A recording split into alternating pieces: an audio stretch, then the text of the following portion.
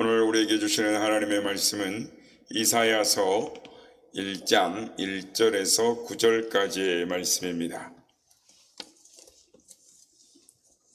이사야서 1장 1절에서 9절까지의 말씀을 교독하시고 마지막 절은 함께 합독하시도록 하겠습니다.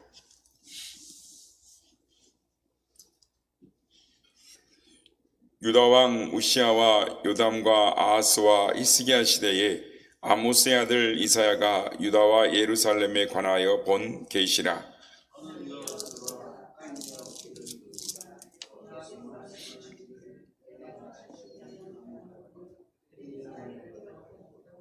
소는 그 임자를 알고 나귀는 그 주인의 구유를 알건만은 이스라엘은 알지 못하고 나의 백성은 깨닫지 못하는도다 하셨도다.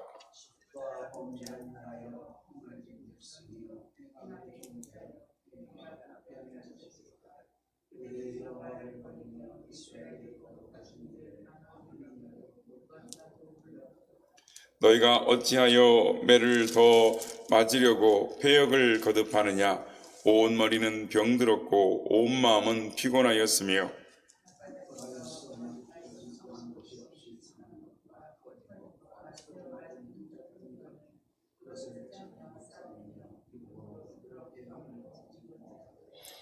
너희의 땅은 황폐하였고 너희의 성읍들은 불에 탔고 너희의 토지는 너희 목전에서 이방인에게 삼켜졌으며 이방인에게 파괴됨 같이 황폐하였고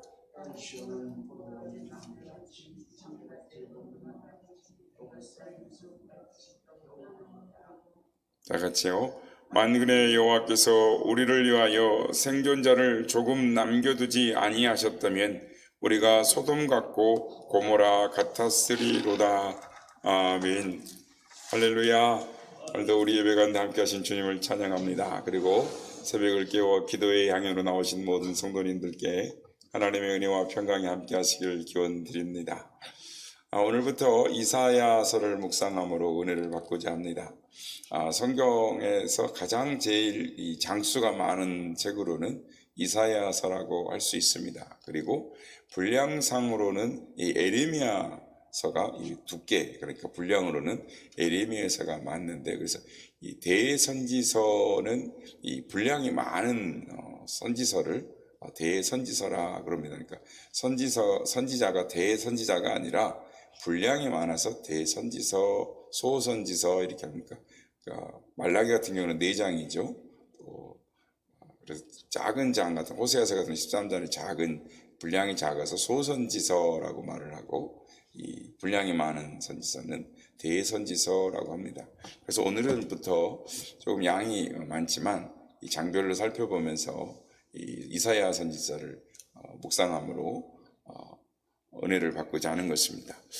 이사야라는 이름의 뜻은 그 뜻이 여호와의 구원, 여호와의 구출이라는 뜻을 가지고 있습니다. 그래서 이사야서의 핵심 주제는 여호와의 구원, 여호와의 구출이라고 말할 수가 있을 것입니다. 그래서 이사야 책에서는 이 하나님의 이 구원 행동, 그러니까 이스라엘 백성들을 향하신 사랑하신 하나님의 구원의 행위에 대하여 5가지를 말씀을 하고 있습니다. 첫째는 이 36장에서 37장에 있는 대로 이 아시리아, 즉 아수르의 침공에서 유다를 구출하시는 하나님에 대해서 기록하고 있습니다. 둘째는 40장에 보면 바벨론에서 유다 나라를 구출하심을 쓰고 있습니다. 그리고 셋째는 세계 도처에 흩어져 있는 유대인들, 그러니까 이방 민족들 가운데 있는 유대인들을 구출하신 것을 말씀하고 있습니다. 그리고 넷째로는 이 길 잃은 죄인들을 심판으로부터 구원하시는 하나님, 그러니까 이사야서 53장 하나님의 어린 양 메시아의 구원 사역에 대해서 쓰고 있습니다. 그리고 5번째로는 이제 계속 첫 번째부터 넷째까지 확장되어져 나와 있지 않습니까? 그리고 5째는 예수 그리스도, 즉 하나님의 나라가 완성되었을 때, 왕국이 완성되었을 때 죄의 속박으로부터 피조물들이 최종적으로 구출될 것을 말씀하시는 60장과 66장 17절 이하의 그 내용이 나와 있습니다.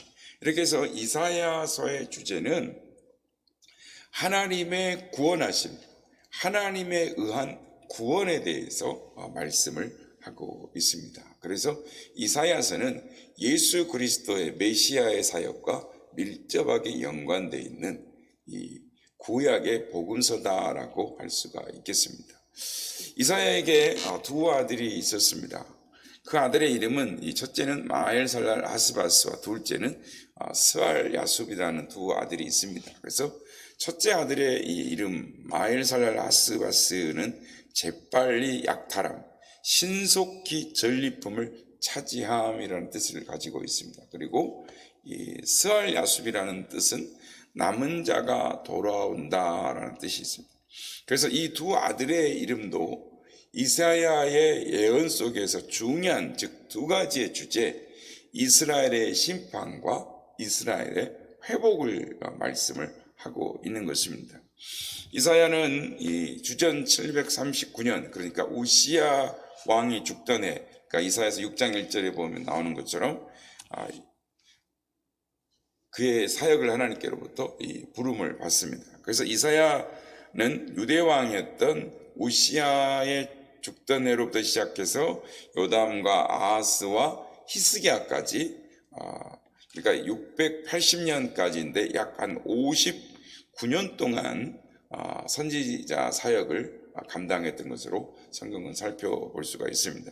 그리고 전승에 의하면 히스기야의 아들 므낫세가 이사야를 톱으로 켜서 반토막 내어서 죽였다라는 것이 나와 있습니다. 그 근거는 히브리서 11장 37절에 나와 있는 걸 근거로 들고 있는데 성경에서는 정확한 기록을 찾아볼 수는 없습니다. 어쨌든 오늘 본문의 주제는 하나님의 구원하심, 하나님의 우리를 향한 하나님의 열심, 우리를 구원하신 하나님의 사랑에 대하여 말씀을 하고 계십니다. 오늘 본문 8절 9절 보면은 이스라엘을 향한 하나님의 은혜가 무엇인가 이렇게 말씀하고 있어요. 오늘 8절부터 9절 말씀입니다. 딸 시온은 포도의 망대같이 참외밭의 온두막같이 에워싸인 성읍같이 겨우 남았도다. 만군의 여호와께서 우리를 위하여 생존자를 조금 남겨두지 아니하셨다면 우리가 소돔 같고 고모라 같았으리로다. 소돔과 고모라가 어떻게 되었습니까? 우리의 죄가를 볼 때에 하나님께서 당장 쓸어버리실 것이 마땅한데 그럼에도 불구하고 하나님이 조금 남겨두시는, 살려두시는, 구출하시는 하나님이시다라는 것입니다. 우리의 죄가를 볼 때, 우리 민족의 죄가를 볼 때, 오늘 한국 교회의 죄가를 볼 때 하나님이 싹 쓸어버리시는 것이 마땅한데 조금 남겨두시는 것, 그게 하나님의 은혜다라는 것입니다. 이사야서를 보면 그래서 남겨두셨다, 구출하셨다, 즉 남은 자 사상, 그러니까 남은 자의 교리가 이렇게 계속 나오는 것을 볼 수가 있습니다. 오늘 본문을 보면 이사야 선지자가 이스라엘 백성들의 죄악성을 낱낱이 지적하고 있는 것을 볼 수가 있습니다. 사실 이스라엘 백성들의 죄악상은 오늘날 성도들의 죄악상을 유사하다라고 볼 수가 있습니다. 그래서 우리는 이사야서를 읽으면서 이스라엘 백성들의 죄악을 볼 때에 나를 향해 주시는 하나님의 말씀이구나 라고 겸손하게 받아들이며 읽을 줄 있어야 되겠습니다. 오늘 보면 2절 초두에 보면은 이사야 선지자는 하늘이여 들으라, 땅이여 귀를 기울이라 라는 말씀으로 그의 설교를 시작하는 것을 볼 수가 있습니다. 이사야 선지자는 너무 그 심정이 답답하고 괴로운 가운데에, 너무나 괴로운 가운데에 이 설교를 시작하는 것을 볼 수가 있습니다. 에레미야 선지자나 에스겔 선지자는 이 초두에 하나님께로부터 자기가 부름받은 소명에 대해서 먼저 말을 하고 시작하고 있습니다. 그러나 이사야 선지자는 이스라엘의 죄악상을 낱낱이 먼저 지적하고 나서 자기가 하나님의 사역에 부름받은 소명장 이사야 6장을 말하고 있는 것을 볼 수가 있습니다. 이사야 선지자는 유다의 죄악성을 면밀히 살피고 있습니다. 그래서 하나님의 백성이 돌이키도록 간절히 호소하고 또 질책하고 하는 것들로 그 책의 서두를 지금 말씀하고 있습니다. 이사야 선지자가 이스라엘 백성들의 죄악성을 지적하고 있는 것이 무엇입니까? 첫째, 이스라엘 백성들은 하나님을 거역하는 죄를 지었다라고 말씀합니다. 2절 말씀 보면 하늘이여 들으라 땅이여 귀를 기울이라 여호와께서 말씀하시기를 내가 자식을 양육하였거늘 그들이 나를 거역하였도다라고 말씀합니다. 우리가 자식들을 낳아 기르고 있습니다. 엄마가 낳아서 기르고 입히고 먹이고 가르쳐서 시집 보내고 장가를 보내었더니 그 자식들이 결혼한 후에 부모를 거역하고 부모를 낳아 몰라한다면 그 부모의 심정이 어떻겠습니까? 아마 마음이 찢어지는 것 같을 것입니다. 이스라엘 백성들이 하나님을 거역하는 것이 하나님께도 엄청난 충격이었다라는 것을 우리는 알 수가 있는 것입니다. 하나님만을 섬기라고 이스라엘을 출애굽시키셔서 광야에서 40년 동안 만나와 메추라기로 먹이시고 입히시고 기르셨습니다. 젖과 꿀이 흐르는 가나안 땅을 정복하도록 도와주시고 인도해 주셨습니다. 그리고 이제 살만하게 되었더니 그 이스라엘 백성들이 하나님을 대항하는 것, 하나님을 거역합니다. 하나님을 반역하는 것입니다. 하나님의 마음이 어떠하셨겠습니까? 그들이 이방신을 섬기고 우상을 섬긴 것이 하나님의 결정을 거역한 악한 행위들이었다라는 것입니다. 그래서 우리가 계속 살펴보겠습니다만은 이사야서에 계속 보면 하나님의 탄식이 또 하나님의 질책이 우리가 자녀들을 향해서 화를 내는 것처럼 말씀하신 내용들을 볼 수가 있습니다. 이사야서 1장 21절을 보면 신실하던 성읍이여 어찌하여 창기가 되었는고라고 말씀합니다. 하나님만 섬기지 않고 다른 우상을 섬기는 것을 볼 때 하나님은 그것을 간음으로 보셨어요. 매춘 행위로 보셨다라는 것입니다. 또 이사야서 1장 29절에 보면 너희가 기뻐하던 상수리 나무로 말미암아 너희가 부끄러움을 당할 것이며 너희가 택한 동산으로 말미암아 수치를 당할 것이다 라고 말씀합니다. 이스라엘 백성들에게 있어서 이 상수리 나무는 우리가 이제 야곱을 또 보면은 이 베델로 올라갈 때 알론바굿이라는 거죠. 상수리 나무 밑에 우상들에 있는 섬기는 걸 다 이렇게 묻었다라는 내용이 나오지 않습니까? 그래서 이 상수리 나무는 이스라엘 백성들이 하나님을 섬기는 이 제단을 섬기는 곳으로 주로 이용했던 그 상수리 나무 밑에 그늘이 지는 곳에 하나님을 섬기는 제단으로 이렇게 장소로 사용되었지만 이제는 우상 숭배를 섬기는 더러운 곳으로 변질되었다. 그런 장소로 사용되고 있다라는 것입니다. 뿐만 아니라 이사야서 57장 5절에 보면 너희가 상수리 나무 사이 모든 푸른 나무 아래서 음욕을 채우며 음욕을 피우며 골짜기 가운데 바위 틈에서 자녀를 도살하는도다라고 합니다.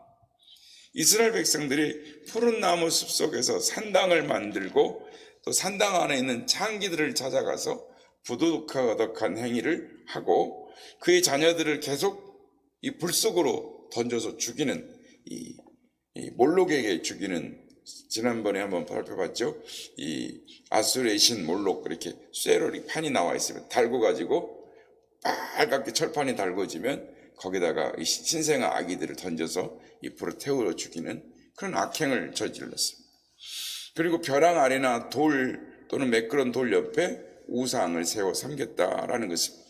그래서 이스라엘 백성들이 바알, 아세라, 몰록 그 외 여러 신들 1월 성신의 신을 섬기고 높은 산에서 제사를 드리고 그들의 집 문 뒤에서 간음을 행했다. 이스라엘 백성들이 하나님 앞에 그런 행위를 했다. 하나님이 막 화를 내시고 탄식하시는 내용이 나와 있습니다. 그래서 우상 숭배뿐만 아니라 그들의 죄는 이 만연한 이 부도덕 행위들이 있습니다. 그래서 이 외에도 이사야서에는 구체적인 죄악들이 나오는데 1장 21절 23절에 나와 있는 것처럼 우상숭배 죄에도 살인죄가 있고, 지도자들은 도적질하고 뇌물을 받아먹고 살해물 받기를 좋아하고 고아들을 돌보지 아니하고 과부들의 송사를 받아들이지 않았습니다. 뿐만 아니라 그들의 제사는 행위는 없고 짐승이나 많이 갖다 바치는 사람 보기를 의식하고 사람 보라고 드리는 제사를 드린 형식주의, 외식주의적인 그런 종교적 행위를 하고 있었다라는 것입니다. 하나님은 이러한 행위들을 보시면서 이사야를 통해서 그들이 나를 거역하되었도다라고 말씀합니다. 이스라엘, 오늘 4절 말씀 보면 이스라엘의 죄악은 하나님을 버린 데 있습니다. 4절 중반절 이하에 보면 그들이 여호와를 버리며 라고 말씀. 버렸다는 말은 원어상의 뜻은 단념했다, 포기해버렸다라는 것입니다. 이스라엘 죄악은 거룩하신 자 하나님을 만유리 여겼다라는 것입니다. 그래서 만유리 여겼다는 말은 경멸했다, 멸시했다, 얕잡아 보았다, 깔아보았다, 무시했다라는 뜻입니다. 이스라엘 백성들이 하나님을 거역하더니 하나님을 버리기까지 하더니 이제는 하나님을 무시하고 경멸하고 얕잡아 보기까지 했다라는 거예요. 사랑으로 인내하며 긍휼로 기다리고 계시는 그 하나님을 그렇게 했다는 거예요. 그래서 하나님이 통곡하고 계시는 것입니다. 소는 그 임자를 알고 나귀는 주인의 구유를 알건만은 이스라엘 백성들은 알지 못하고 나의 백성은 깨닫지 못하는도다 라고 말합니다. 하다못해 짐승도 자기 주인을 안다는 겁니다. 소도 주인을 알고 개도 주인을 알고 고양이도 주인을 알고 나귀도 주인을 아는데 하나님의 백성은 하나님을 알지 못하고 깨닫지 못하니 그 어찌 짐승만도 못한 백성들이 아니겠느냐라고 이사야 선지자가 이스라엘 백성들을 향해 설교를 하는 것입니다. 사랑하는 성도 여러분, 누가 인간을 만드셨습니까? 우리가 누구의 은혜로 구원을 받았습니까? 우리가 지금 누구의 은혜로 지금 여기까지 이렇게 살고 있습니까? 누구의 축복으로 살고 있습니까? 우리 모두 하나님 아버지가 하신 일이 아니십니까? 이런 하나님을, 이런 거룩하신 하나님을 거역하고 버릴 수가 있겠습니까? 무시하고 경멸할 수가 있겠습니까?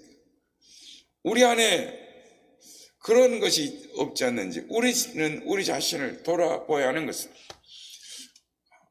말씀을 맺고자 합니다. 오늘 본문 5절 이하를 보면 이 범죄한 이스라엘의 현 상태를 그려주고 있습니다. 5절 7절 말씀입니다. 너희가 어찌하여 매를 더 맞으려고 폐역을 거듭하느냐. 온 머리는 병들었고 온 마음은 피곤하였으며 발바닥에서 머리까지 상한 곳이 없이 상한 것과 터진 것과 새로 맞은 흔적뿐이거늘 그것을 짜며 싸매며 기쁨으로 부드럽게 함을 받지 못하였도다. 너희의 땅은 황폐하였고 너희의 성읍들은 불에 탔고 너희의 토지는 너희의 목전에서 이방인에게 삼켜졌으며 이방인에게 파괴됨 같이 황폐하였고. 하나님을 거역하고 버리고 무시하고 죄로 낸 이 이스라엘 백성이 얼마나 비참하고 황폐하게 되었는가를 말씀하고 있습니다. 그럼에도 불구하고 이스라엘이 돌아오지 않는다라는 것입니다. 하나님이 그럼에도 불구하고 돌아오라라고 하는 하나님의 자비의 손길에 있습니다. 오늘 보면 8절 9절 말씀에 보면 하나님의 자비가 있습니다. 포도나의 망대처럼 참외밭의 온두막처럼 에워싸인 성읍처럼 되어버린 그 이스라엘 백성들에게, 그런데 만군의 하나님이 조금 남겨두셨다라는 것입니다. 우리 생각 같으면 싹 쓸어버려 마땅할 것 같은데 자비 하나님은 그 가운데서도 긍휼을 베푸시고 사랑을 베푸시고 돌아오기를 원하시는 그 하나님, 그게 바로 남은 자의 사상이다라고 말을 하고 있습니다. 하나님은 그 남은 자를 통하여 일하시고 구원하시고 그들의 하나님이 되시고 그들을 위하여 하나님의 능력을 베풀어 주셨습니다. 그리고 그 하나님의 일하신 가운데 예수님이 오셨고 우리를 구원하여 주셨습니다. 성도 여러분, 오늘도 동일하게 하나님은 남은 자들에게 하나님의 구원의 은총을 베풀어 주시는 것입니다. 하나님을 거역하며 버리며 경멸하는 이 세대에 하나님을 사랑하며 그분의 말씀을 순종하고 그에게 영광을 돌리는 남은 자들을 찾고 계시는 것입니다. 누가 이 시대의 남은 자가 되겠습니까? 그러기는 우리의 선한 이웃의 성도들, 이 자리에서 예배드리는 우리가 하나님이 찾으시는 남은 자가 되길 원합니다. 하나님을 사랑하고 순종함으로 하나님이 예비하신 승리와 능력의 경험들을 하며 하나님께 영광을 돌리며 살아가는 우리 모두가 다 되시기를 예수님의 이름으로 축복합니다.